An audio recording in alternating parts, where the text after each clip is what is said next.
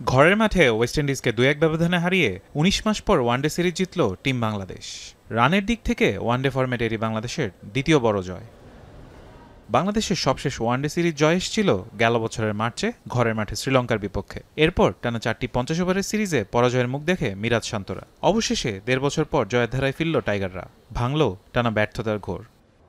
ক্যারিবিয়ানদের বিপক্ষে এই সিরিজ জয়কে স্বস্তির জয় বলে মনে করছেন সাবেক অধিনায়ক হাবিবুল বাশার সুমন। ২৩ সালের পর থেকে আমাদের পারফরমেন্স খুব ইনকনসিস্টেন্ট, একটু আনইউজুয়াল, এবং সময়টা এখন এমন যে আমাদের পিছিয়ে ফিরে তাকানোর সময় নেই। আর হোম সিরিজের প্রেশারটা অনেক বেশি ছিল, এই সিরিজে ভালো খেলাটা খুব দরকার ছিল আমাদের। বাশারের মতে ঘরের মাঠে দ্বিপাক্ষিক সিরিজে টিম ম্যানেজমেন্টের চাহিদা অনুযায়ী পিচ বানানোতে দোষের কিছু নেই, তবে বিশ্বকাপে সেরা পারফরমেন্সের জন্য প্রয়োজন স্পোর্টিং উইকেট। গত বিপিএলে দেখেন মিরপুর উইকেটে নিয়মিতভাবে ২০০ রান হয়েছে, ২০০ রান চেজ হয়েছে। এর আগে আমরা একটা আফগানিস্তানের সাথে টেস্ট ম্যাচ খেলেছিলাম, সেখানে কিন্তু প্রবাবলি প্রথমবারের মতো টেস্ট ক্রিকেটে 10টা উইকেটই ফাস্ট বোলার নিয়েছিল। যখন ওয়ার্ল্ড কাপ বড় টুর্নামেন্ট সামনে চলে আসবে তখন কিন্তু আবার এরকম উইকেট খেলা উচিত না, আমি সেটা মনে করি। তখন আসলে আমাদের প্লেয়ারদের ওরকম কন্ডিশন দেওয়া উচিত যেই কন্ডিশন তারা ফেস করবেন ওয়ার্ল্ড কাপে। যে দলে ওপেনিং পজিশন নিয়ে এখনও রয়েছে দুশ্চিন্তা।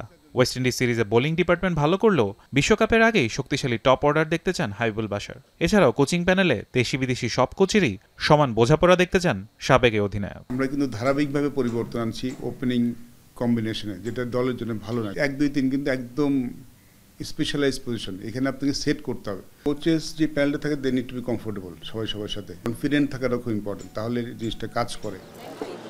বিগত বছরগুলোতে ঘরের মাঠে বড্ড অচেনা টাইগাররা, শঙ্কা ছিল বিশ্বকাপে সরাসরি কোয়ালিফাই করা নিয়েও। ক্যারিবিয়ানদের বিপক্ষে সিরিজ জিতলেও তাই সামনে অপেক্ষা করছে কঠিন পরীক্ষা।